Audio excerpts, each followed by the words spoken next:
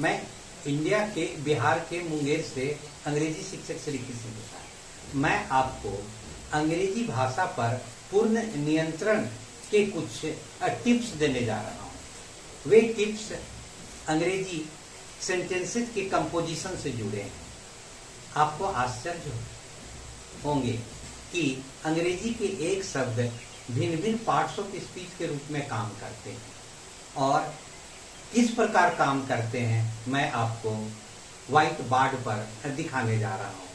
आप देखिए, इस संबंध में मैं यह कहना चाहूँगा कि जिस तरह आपके परिवार के कोई सदस्य काला कोट पहनकर वकालत खाना में अगर बहस करते हैं तो वे माननीय सम्मानित अधिवक्ता कहलाते हैं।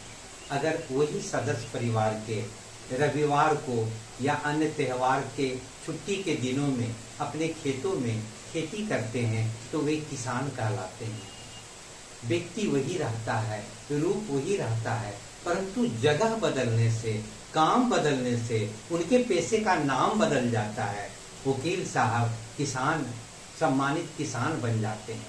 ठीक उसी प्रकार अंग्रेजी के एक शब्द अंग्रेजी के वाक्यों में विभिन्न परिस्थितियों में विभिन्न जगहों पर बैठकर अपनी जातियां, शब्द की जातियां बदल देते हैं और बदलकर वे अंग्रेजी वाक्यों के निर्माण में एक महत्वपूर्ण भूमिका निभाते हैं।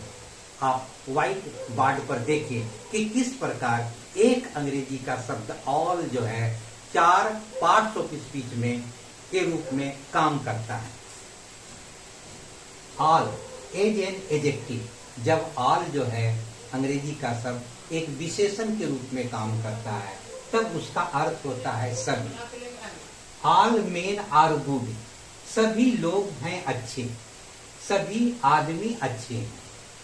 पहले वाक्य में देखें, मेन जो है वह प्लुरल नाउन है और उसके पहले ऑल जो शब्द है वह एडजेक्टिव की भूमिका में है, जिसका अर्थ हुआ सभी।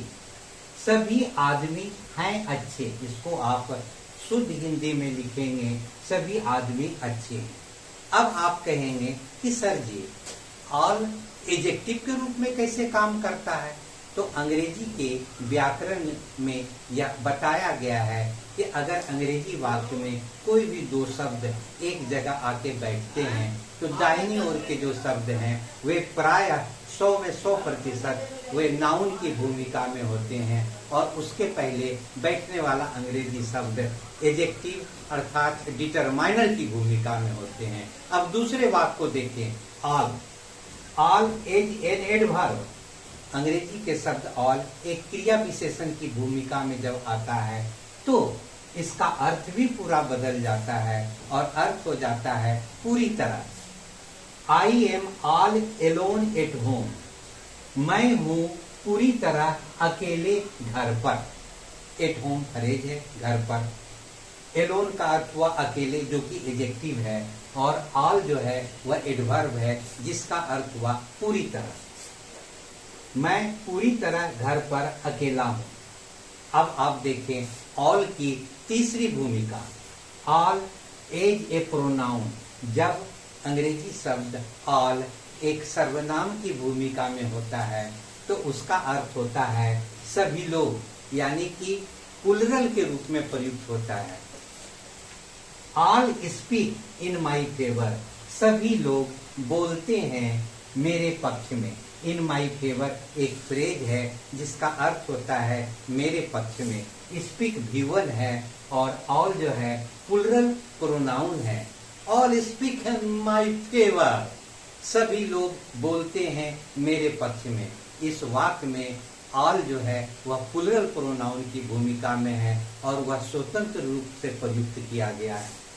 अब आप चौथे वाक्य को देखें, all as a plural noun, यही ऑल वर्ड जो है प्लुरल नाउन, प्लुरल संज्ञा, बहुवचन संज्ञा की भूमिका में आता है तब इसका अर्थ हो जाता है सारी चीजें।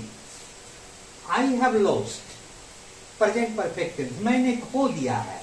माई ऑल, अपनी सारी चीजें। इन द फायर, आग में। इन द फायर एक फ्रेज हुआ, आग में।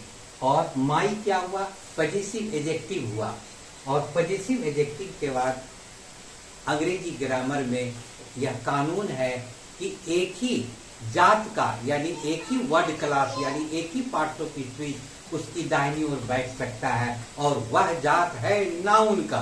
तो यहाँ पर आई have lost my all in the fire, और यहाँ नाउन की भूमिका में है।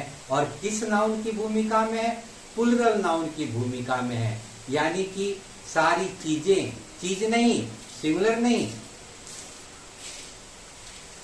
इस प्रकार आप अचंभित होंगे यह देखकर, यह जानकर, यह समझकर कि अंग्रेजी के एक शब्द चार पार्ट्स ऑफ स्पीच अर्थात वर्ड क्लास अर्थात शब्द की जातियां की भूमिका निभाता है।